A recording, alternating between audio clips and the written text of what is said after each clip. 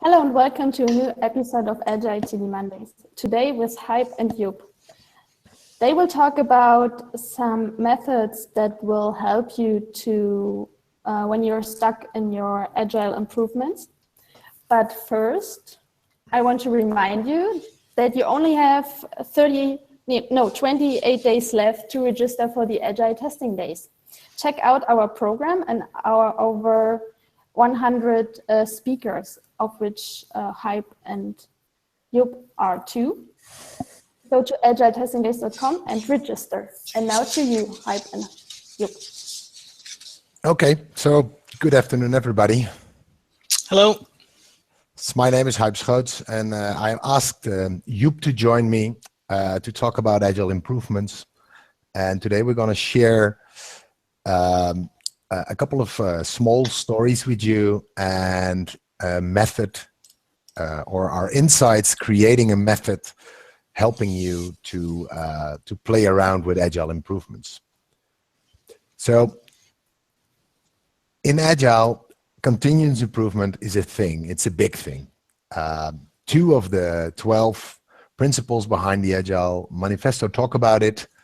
It's continuous attention to technical excellence. Then we talk about the product, but also at regular interval, the team reflects on how they become more effective. And then we're talking about retrospectives. So retrospectives and sprint reviews are big in Agile and are important. And we fully agree. And we have seen many teams talk themselves through retrospectives and improve their behavior, attune with each other, talk about how they work, talk about team dynamics, talk about impediments, and in sprint reviews, they talk about the product, how to make it better, what have we achieved, is there technical depth, stuff like that. But there's a different side to this, and we think that retrospectives and sprint reviews are also a little bit limited. So besides these things, you need to do more. Because, well, they're often focused on the last sprint. So you're only looking back to the last 2 or 3 weeks of your sprint. And of course, it's good to do, but there's more going on. Stuff that didn't happen in the last sprint that's still there. And we always look at stuff that we are already doing. So we're not really focusing on stuff that we could add or that we used to do that wasn't effective then, but might be effective now, because time has changed, the team has changed, context has changed. And a retrospective or a sprint review is always full with stuff to fix. We're focusing on what went well, so we're happy about that, and what could we improve, and then we talk about actions to improve this. So how are we going to improve this? How are we going to work with this?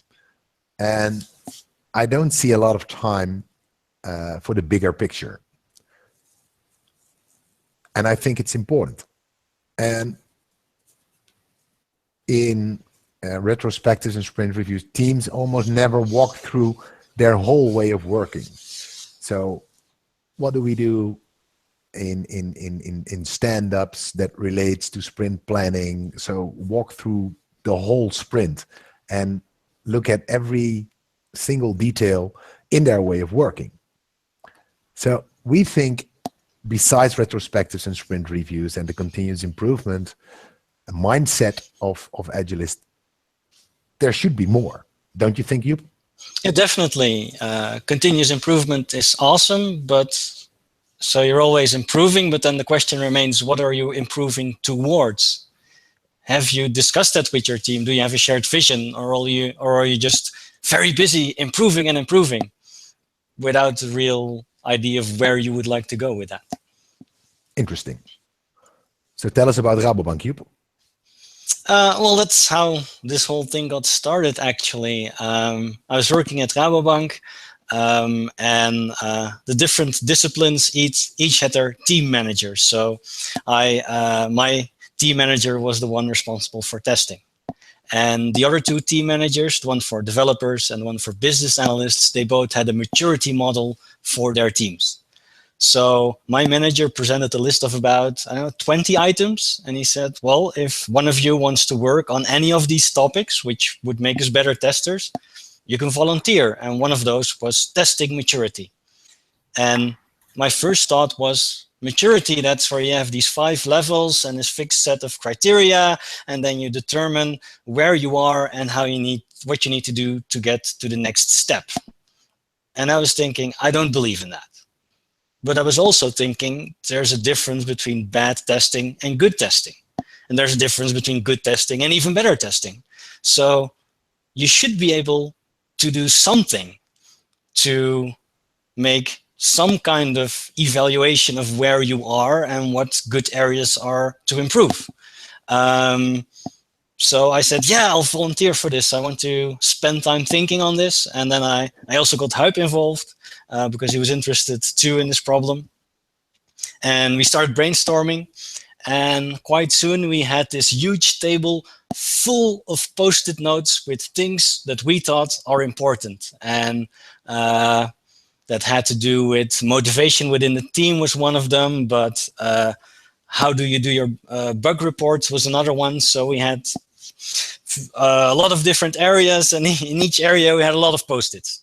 And we looked at all those post-its and we're like, these are all important, but these are also way too many to be useful.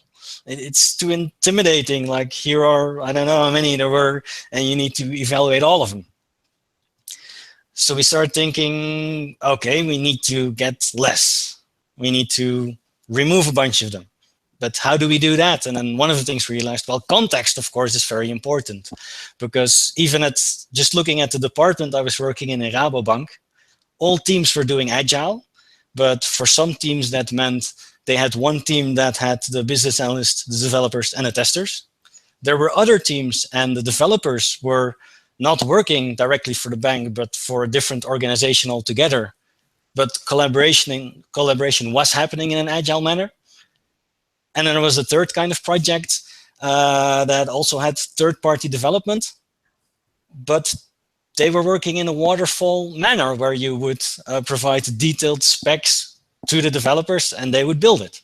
So how can you use the same model to evaluate those? I mean, if you just look at the bug report, if I can write a bug report and then immediately talk to a developer, a good bug report is a very different thing than when you have the case where I have to write out a bug report, send it to that third party, and they will look at it and also ask the question, is this a feature or is this a bug, etc., etc.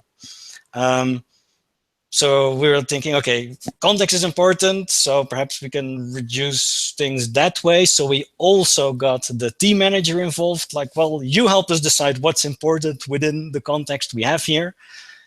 And then something very interesting started to happen, which was that the team manager, Rien, he started asking questions like, yeah, but a good bug report, what does that mean? And he also said, these things, they're equally important. And then we were very strict and saying, no, that's not possible. Which one is more important? So the three of us had very interesting discussions about what is good testing and what's good testing in this particular context and what's more important than something else.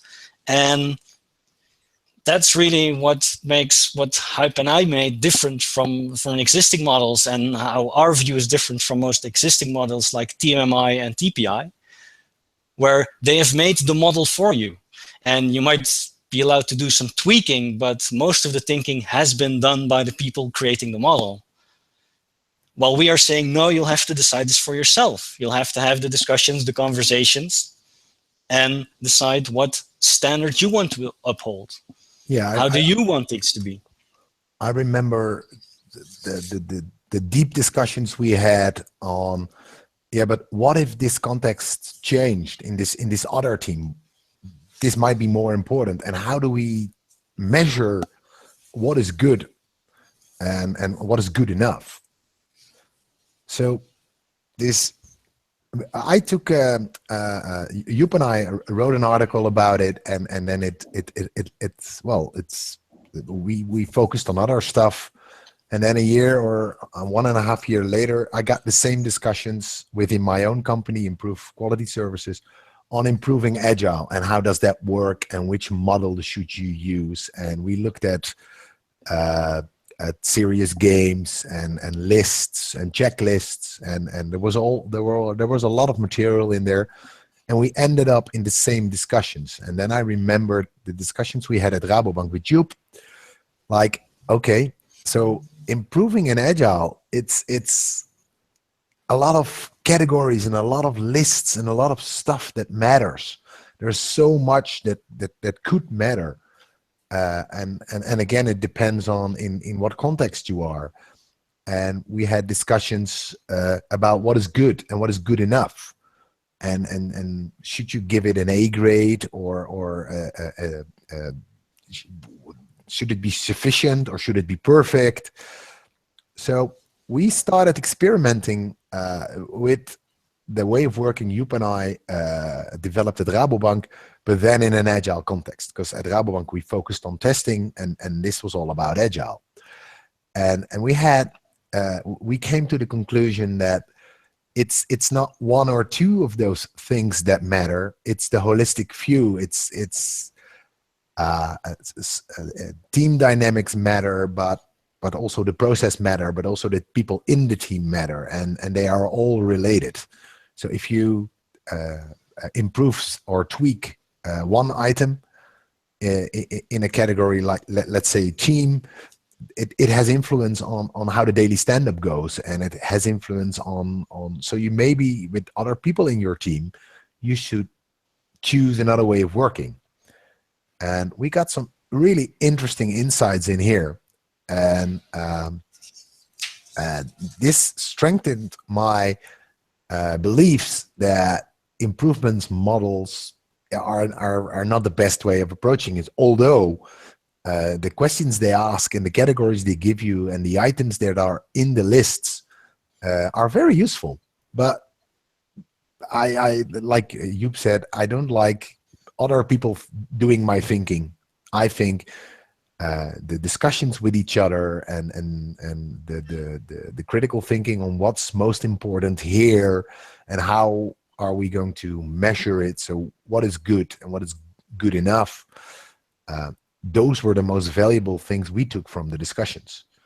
So basically the same experiences in two different companies in two different contexts strengthened my beliefs that this is something worth looking into.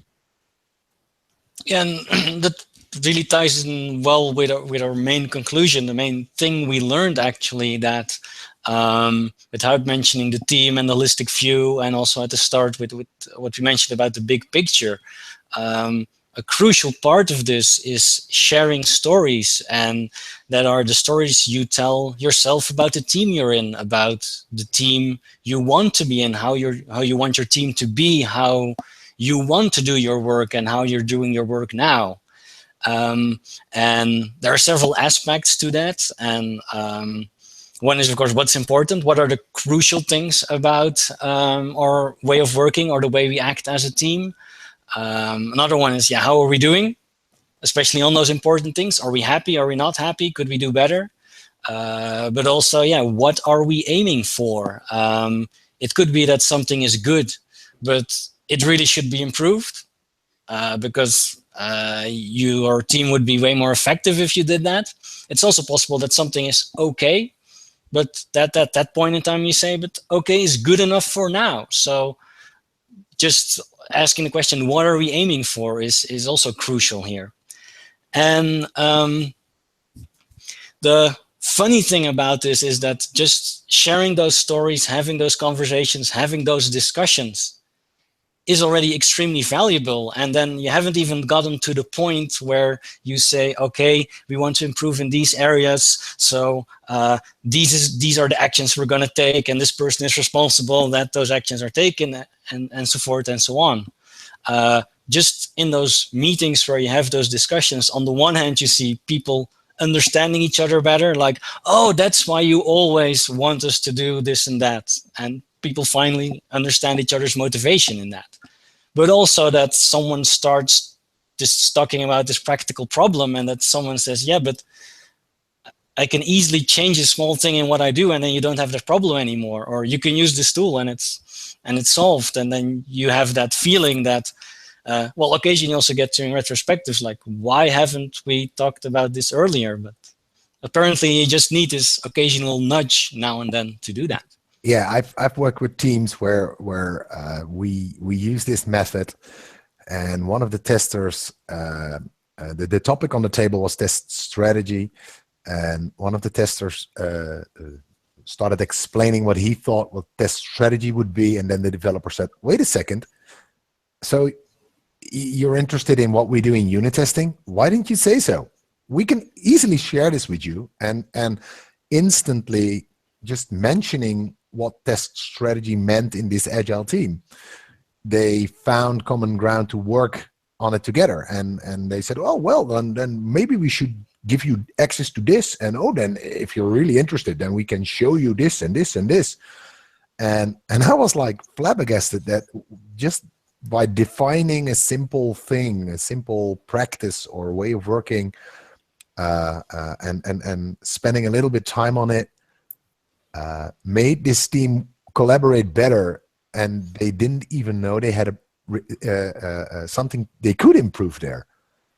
So sharing these stories and talking about it, I think, is important. And often enough, I hear people say, "Well, these are semantic discussions." Well, to really understand each other well, I think we sometimes should spend some time on semantic discussions and go a little bit deeper on what you really mean with this, and why are we doing this, and why is this important? Agreed. And I mean, you don't want to stop doing your work to spend 3 hours into a semantic discussion. I once had a 2-hour discussion about what is an integration test, and it didn't really yield anything useful. So be careful there, but finding a moment with your team to have those discussions is definitely very important. Yeah. And well, this is basically the main topic of what we're going to talk about in our tutorial at Agile Testing Days in Potsdam, Monday the 13th in November. And of course, we're going to go really deep on this, and we're going to show you and share stories with you, and we're going to listen to your stories. So I hope to see you there. And if not, then just contact us, and we're happy to talk about these kind of things. Because, well, I think Joep and I gained some serious, interesting insights doing this, and talking and discussing how to improve and how to, well, make it measurable or put it in our own model. Right, Joep? Yeah, couldn't agree more. So hope to see you all at Agile Testing Days. So thank you.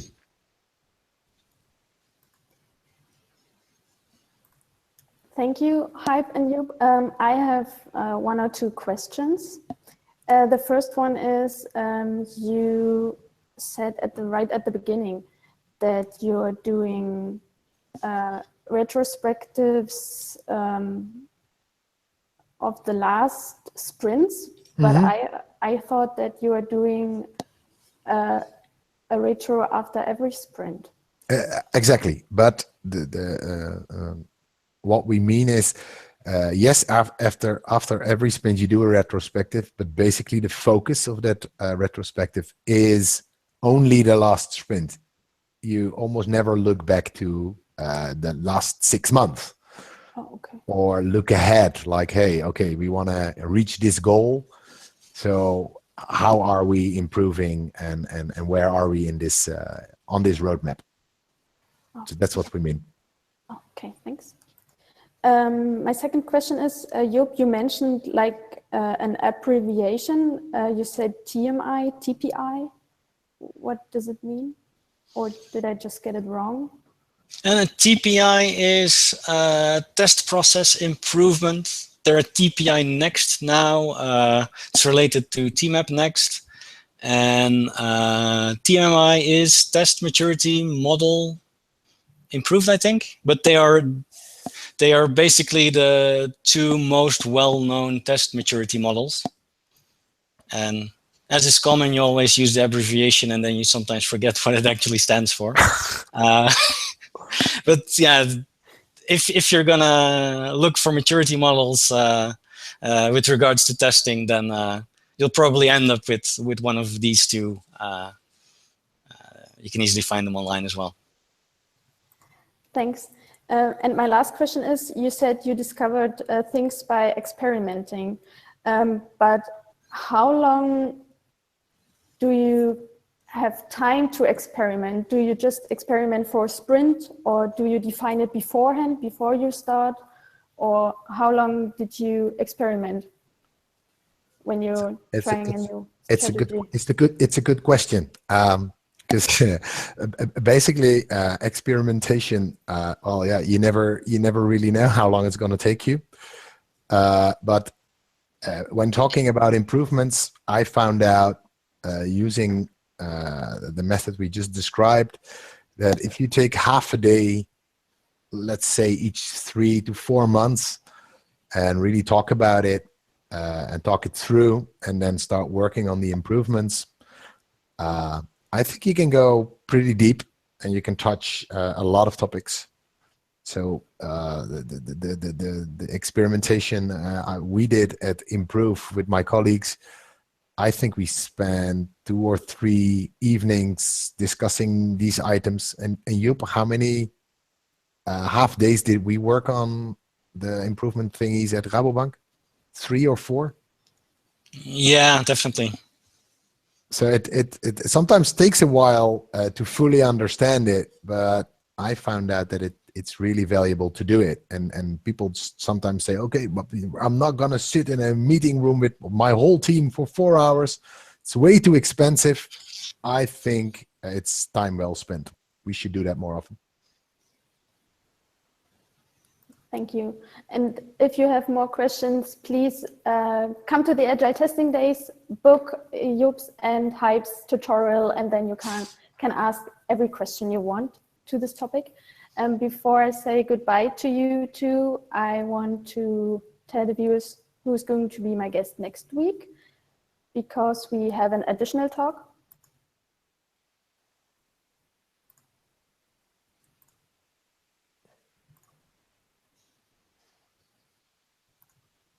Next week, Kevin Dunn from QA Symphony will fill 18 minutes, and the topic will be announced soon. So check out the Agile TD Mondays homepage and tune in next Monday at 4. Thank you very much for the talk. It was fun. It was a great pleasure to have you. Thank you. Thank you for having us. And I hope to see you. I know I will see you in Potsdam. For sure. And I cannot wait to meet you. So have a nice day. Okay, see you next month. Bye-bye. Okay. Bye. Bye.